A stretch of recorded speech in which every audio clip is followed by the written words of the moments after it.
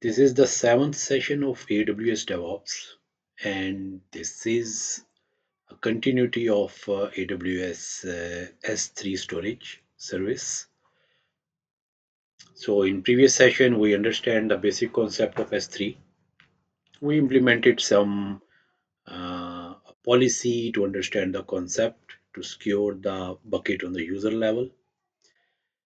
So today we have to understand how we can host a static website on AWS S3. So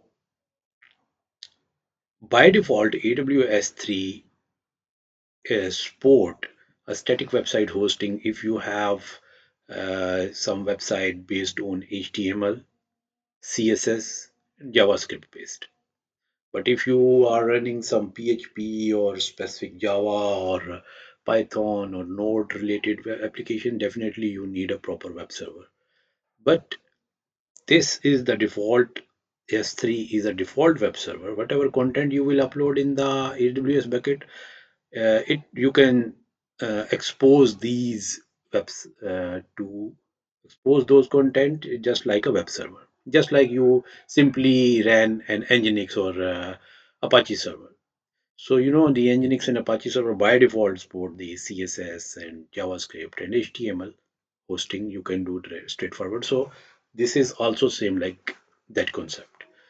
Okay, now these are the core steps we have to perform while creating this static website hosting on S3 bucket. So first of all, we have to create the S3 bucket. So I will go to my AWS account, and here I am going to create one of my new bucket. I just selected this North Virginia. You can select any region. That's doesn't matter. So I'm selecting this, and here I will select a general purpose, and here I will the name of my uh, website, whatever I am going to host. So normally the name of the bucket can be any name, any unique name that is not already occupied. But when you are going to create a static web hosting on AWS buckets, it is mandatory to define the fully qualified domain name, whatever you want to host.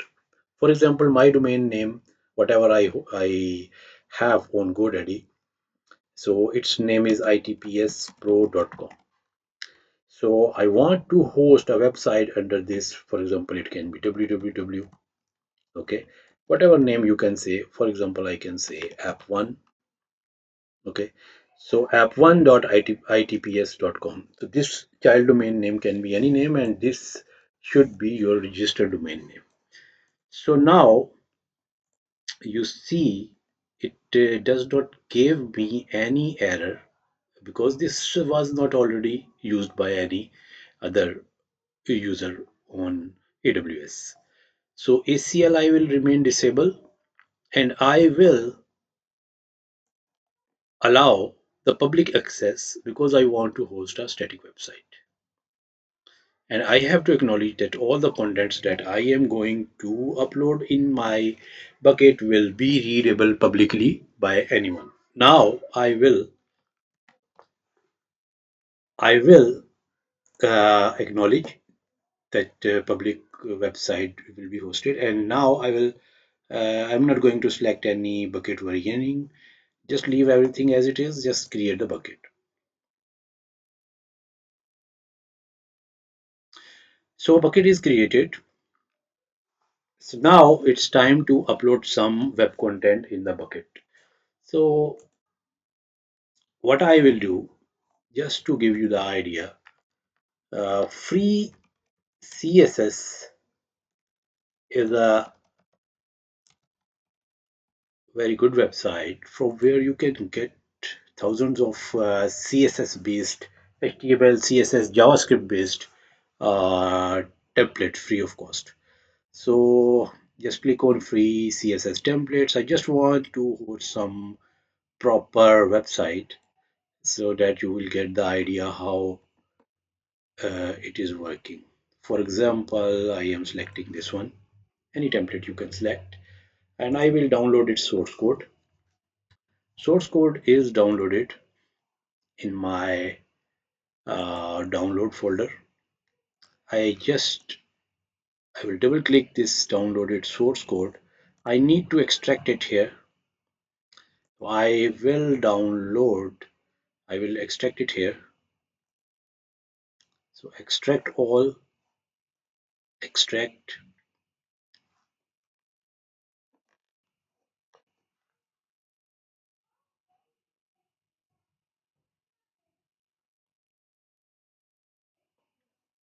Okay, it's extracted. You can see this folder is created. The whole website is under this uh, folder. So this is the index.html, index.html, the very first page that will automatically be fetched by the web servers. So if I just open this, double click this, you can see this is a fully functional website, ready-made. Okay, so what I will do, I just have to upload the whole stuff into my S3 bucket. So I'm going to S3 bucket, just click on upload.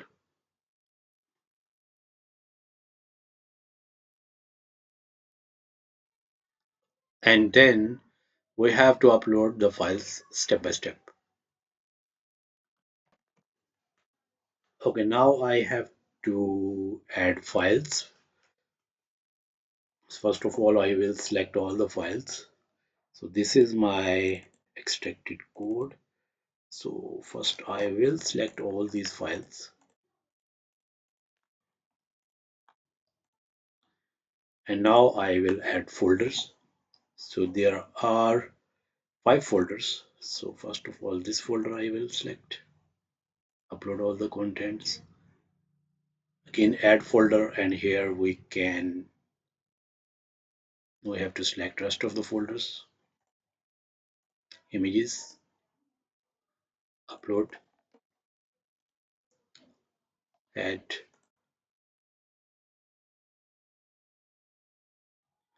fonts,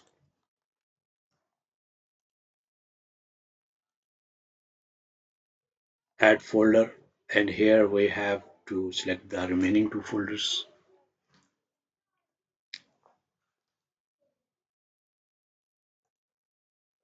CSS and icons.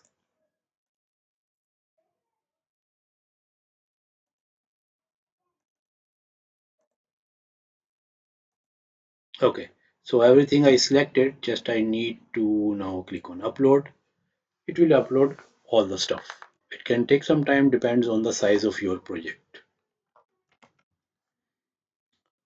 Okay, all the content is now uploaded. So now go back to the bucket. Here you can see everything is uploaded. Now the second step is you have to go to properties, and the last option in here is static website hosting. Click on edit, enable, and here you have to mention the very first page that will automatically be loaded when you will write your domain name. So it is index.html normally, but you can also describe any other default page that is a starting point. And you can also mention here some error page in case any error happen of loading this page, then that error page will be loaded. So now I just define this. I have to just select the save changes. Now you can see static web hosting is enabled, but when you will, and this is a link that is provided by AWS, you can use to open this web page. But so far it is giving me the error that access denied, because we have to add some policies to allow who can read the content of this AWS bucket as a static web page. So far we have to also validate that this is publicly reachable. Go to permissions. So you can see block all public access is off. That is good. We already did this. So now the next thing is we have to add here a bucket policy for S3, for the S3 resource bucket. We can add the statement. We understand the concept of this bucket policy in last session. So here I can see, okay, I can say here, allow read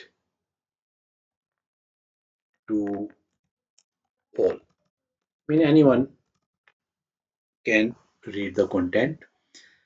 Principal, I will say anyone. So star mean any user from AWS or from outside the AWS. Anyone can read, and effect is allow to what resource. So S3 is the resource. And what action? Last time I just selected all actions, but this time I have to give access to external users. Last time I just selected blindly all access because I want to give the access to a specific bucket to AWS specific user. But this time I am just concerned that only the content should be readable by the external users. So here you can select AWS get objects, only read information. If you want to read any detail of this one, you can click on the info, you can get the idea. So now S3 object read, and now on what resource? So here we can click on add resource S3. We created objects, and here the bucket we want to use. So bucket name, we use app1 dot itpspro.com, and here I have to object name, mean what objects are I want to give. If I give the specific file or directory name, it will only be exposed. Otherwise, I want to expose all the content I will upload.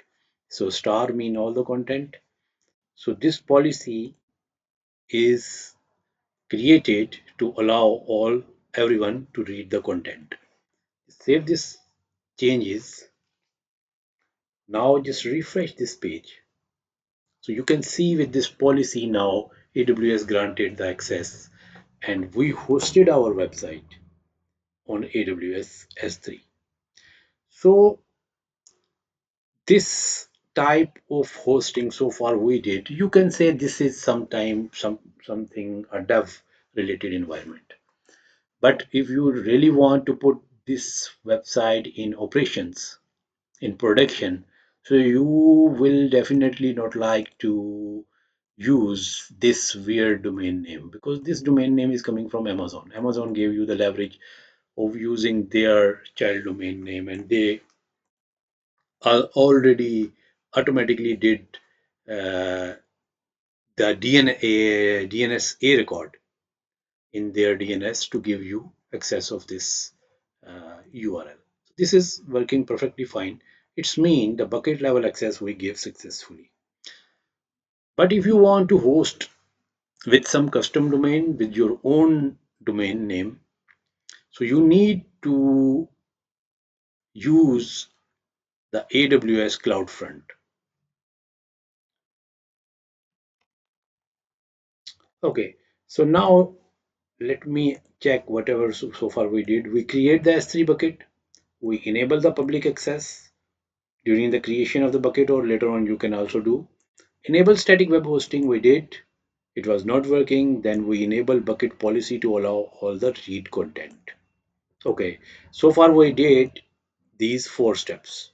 Now, yes, this also we did. The test the web page access using the URL provided by static web hosting URL. And that is working fine. I showed you this URL. Now, we have to import or create certificate in AWS Certificate Manager.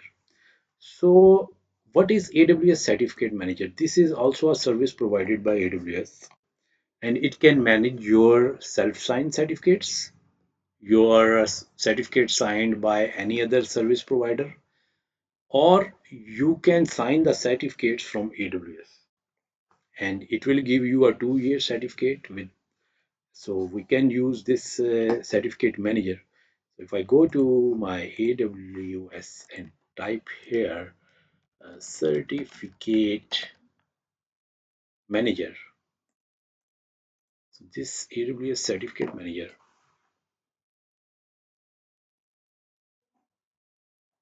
is, I already registered these certificates to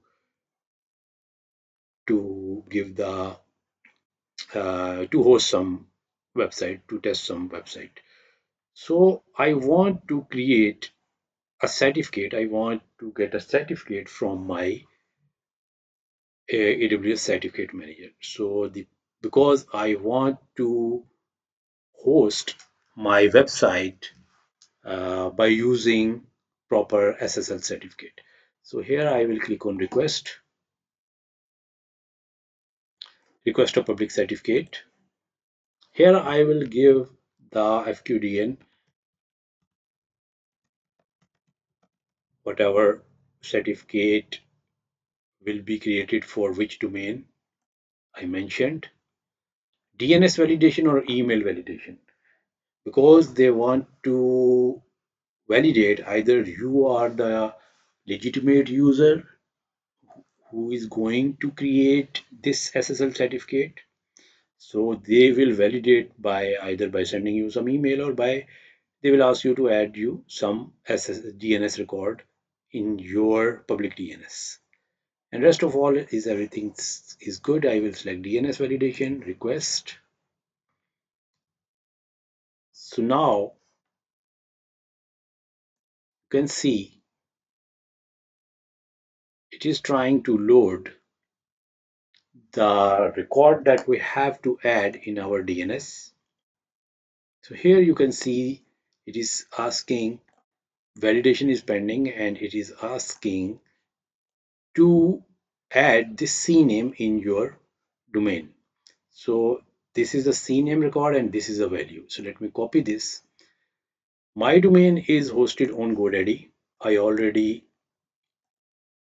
have this GoDaddy account logged in. I am in the DNS. This DNS can be any DNS hosting, whatever where you have your domain. So here we have to add a record.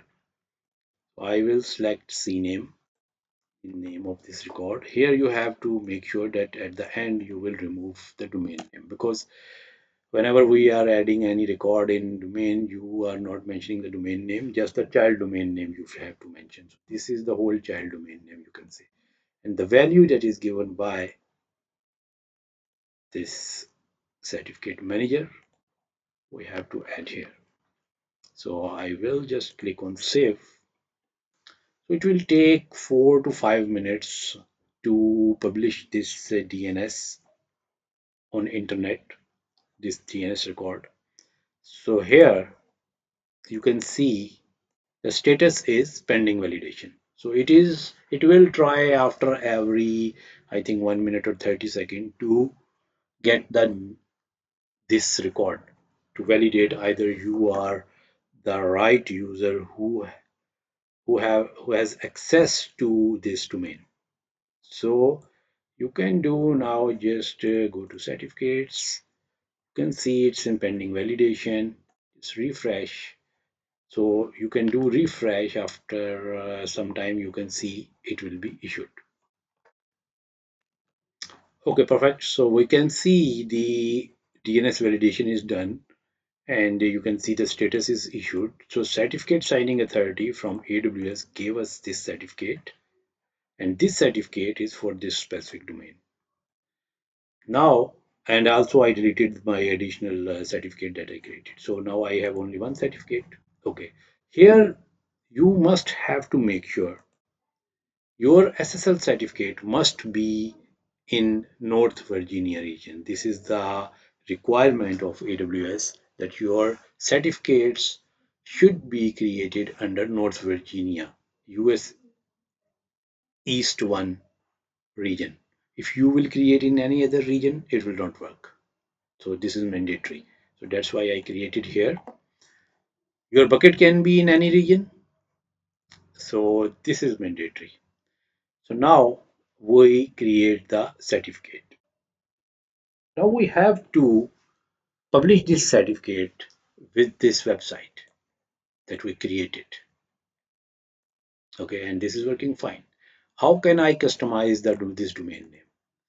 So the answer is you can use the AWS service CloudFront.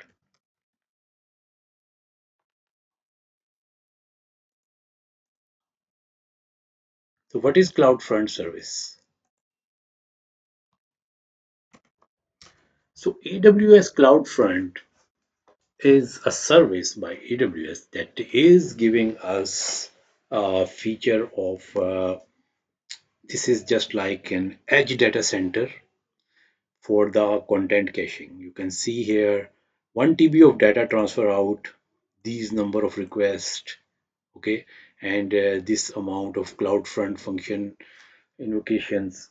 So this is for free of cost. If your data will go beyond this limit, it will cost you. And what is exactly this AWS CloudFront? You can say this is something like a data center in different locations of at different locations that is connected with the different regions. So if I go to Google and just search for AWS CloudFront CDN locations. So here you can see this is official documentation of AWS. So actually this is a content delivery network, and here you can get the idea how this is working. So Amazon CloudFront key features. You can read this whole document. It will give you the whole idea how it is working. So globally, where those data centers are physically present. So you can see in the North America, these are all the CDN points where the edge location where the user will connect with its nearest uh, CloudFront data center automatically. So this will reduce the latency, this will increase the caching of your web content. So if you click here, South America, you can see in South America there are less number. In the Europe, the Middle East, only in the Muscat, UAE, Qatar, and Bahrain. In the Africa, there are only 4 or 5. Asia Pacific mostly are in India, and Australia and New Zealand, you can see this. So in New Zealand, there is only one. So what is this doing? This is doing caching of your object. And when we are using CloudFront, so all the requests of our website, of whatever web application we want to host, it will go to the CloudFront, and then CloudFront will route the traffic to the relevant region and zone. And it will do the caching. So that will increase the productivity, it will increase the speed of your application. I can say file right here, CloudFront. Just I want to show you.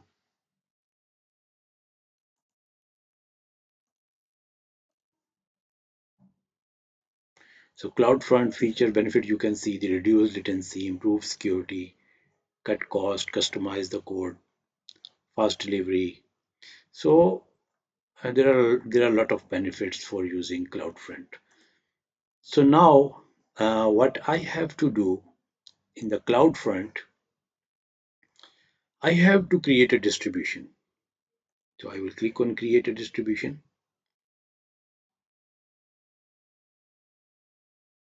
and here uh,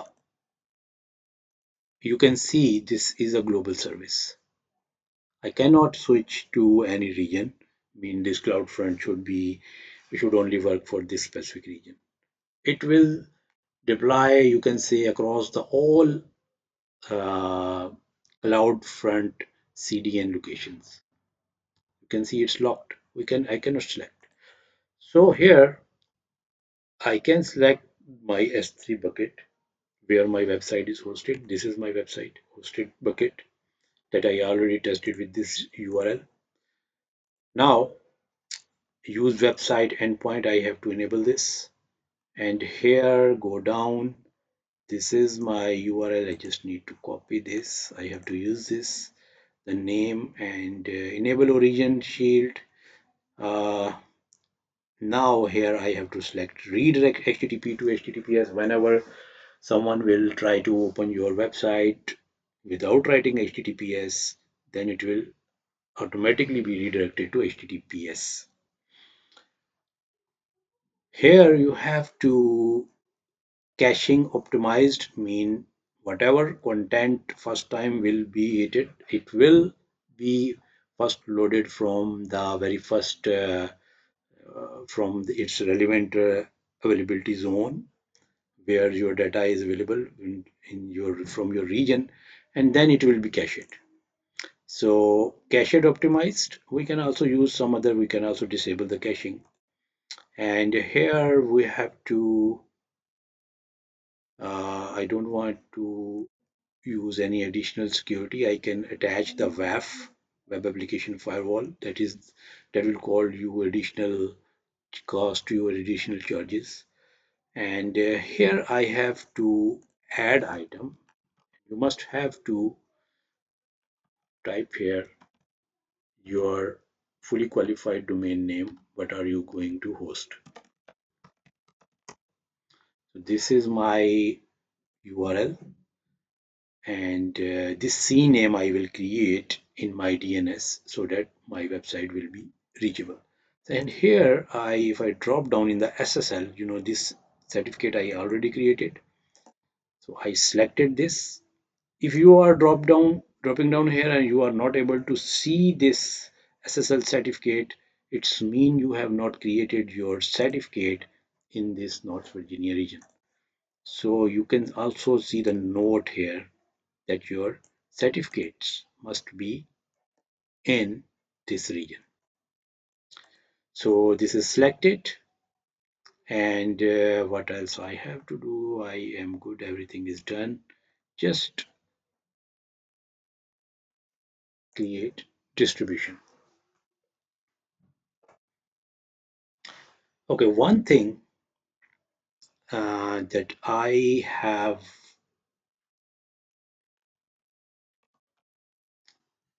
so under the settings, when I create it, I will again click on edit. So here the option that I have not showed you, this one, price class, use all edge locations. I mean, whatever I showed you on the globe, where are these edge location, it will be accessible from all the edge location. Wherever the user will be, the nearest edge location will entertain your application. I don't want to publish in across the whole globe. I just want to publish in North America and Europe. And I can also host in North America, Europe, Asia, Middle East. So this is up to you. But if you want to select this, this will give you the best performance. I mean, anywhere, from anywhere, your application will be very fast, very reliable. So I have not changed this option. That's why I will click cancel. So now this distribution, you can see it's under the deployment process. So it will take a while to deploy across the all regions, wherever in the all CDNs, wherever our CDNs are available.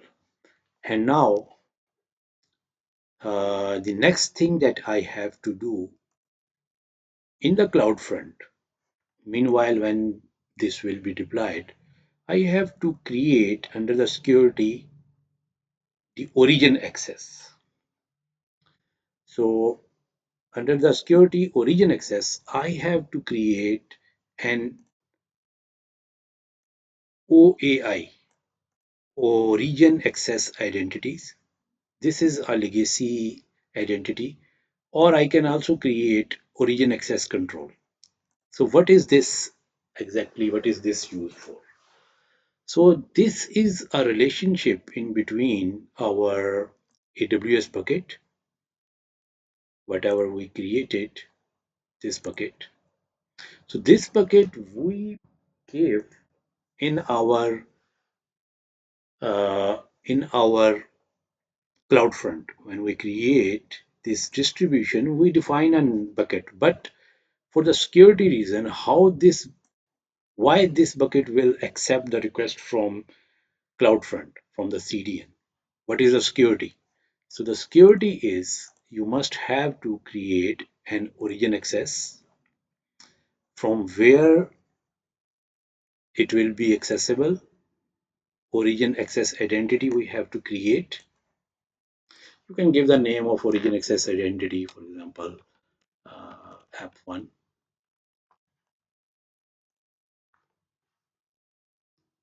This is created, and you can see this identity ID is created.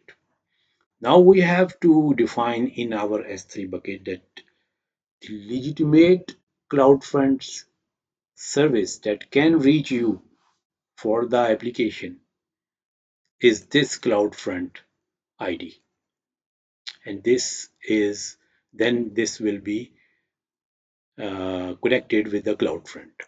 So here we have to go in our bucket. In the bucket, in the permissions, here we have to add it, and we have to add one more resource.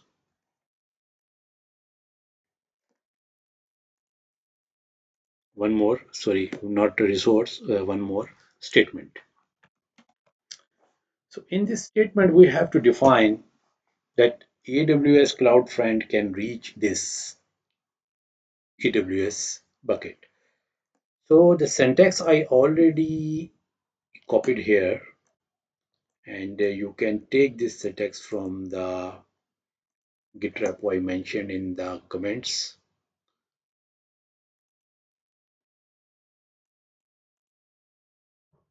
In the description of the video, I already mentioned. So here we just will copy paste this whole statement. What is this statement? Allow CloudFront, effect, allow. The difference is here principal.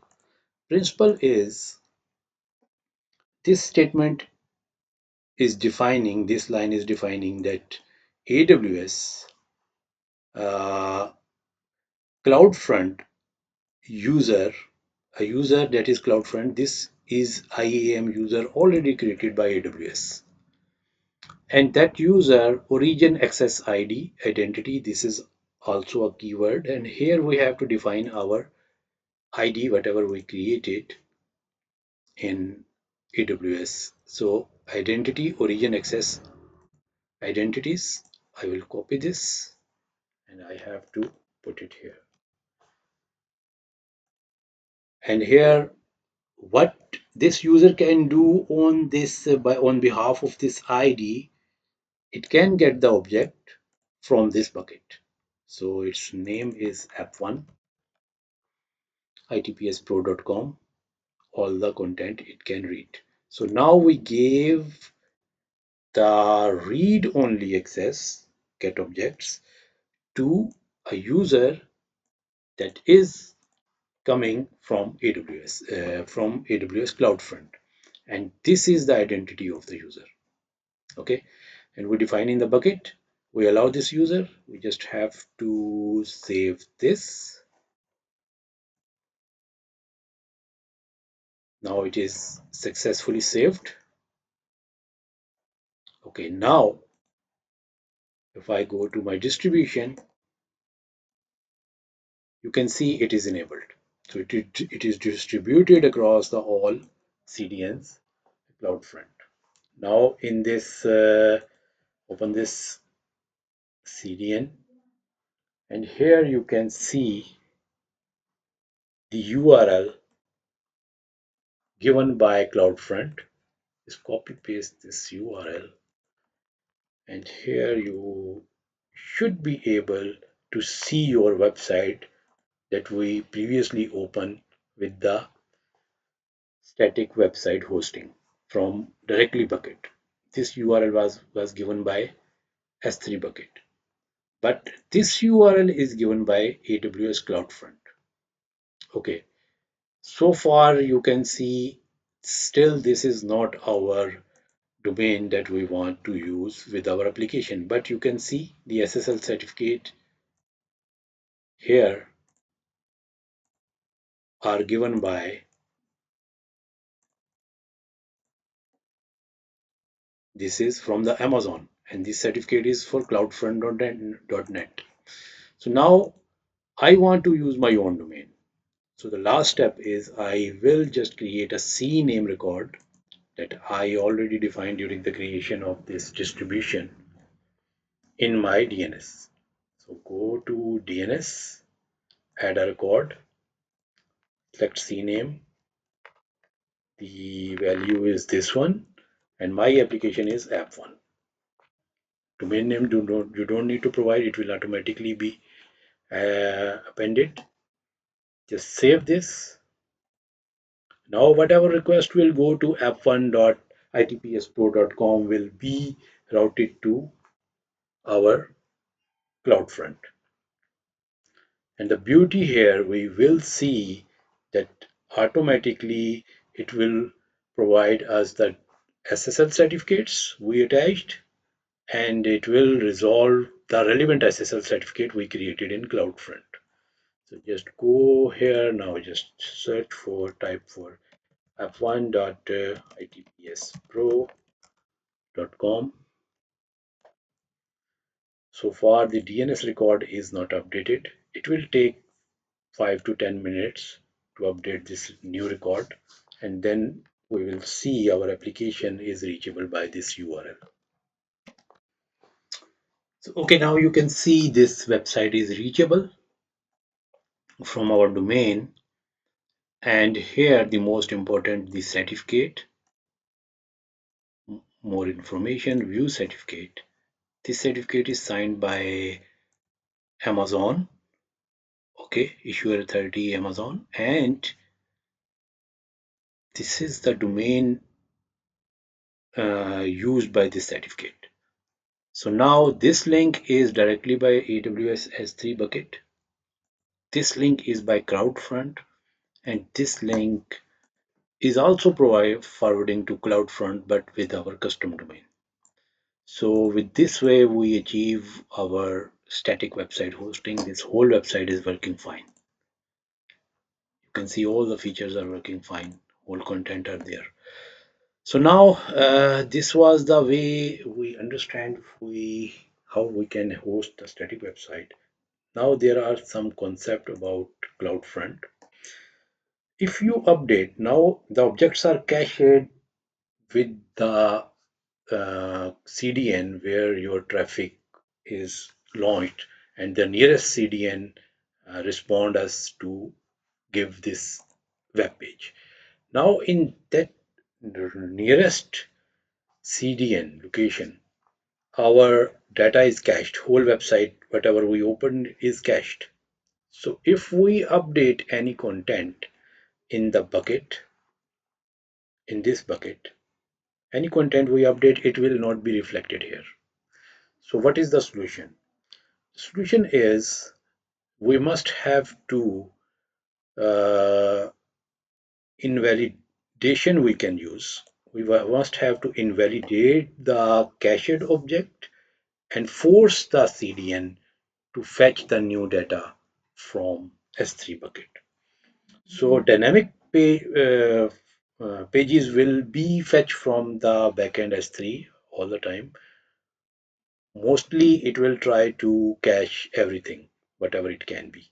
So here we can create a invalidation, and here we have to put, for example, I want to fetch the index.html page again from my S3 bucket. If we updated this page in AWS S3 bucket, so it will Now fetch the new content and will cache in the CDN side. And then the user will be able to see the new index.html. So remember this way. So it is completed, you can see. And the other thing, if you go to behavior, and this is the behavior of our distribution, added this.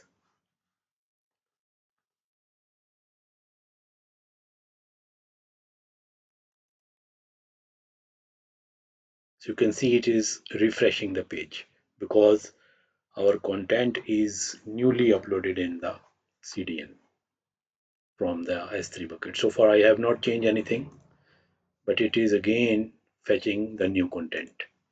So now in the behavior, this option I selected by default, cache optimized. I can disable the cache permanently, caching disabled. So this will give you every time, it will fetch the data every time from that specific region and zone wherever your data is actually available. So it will reduce the performance of your application. So in production, you will definitely use this one, but if you are using some dev environment for this static hosting you are going to use, so I will recommend to use, because in the dev environment, developers are consecutively changing the backend objects, so you cannot uh, recache the object every time. So for the dev environment, use this URL. It will be updated in the real time whenever the content will be changed.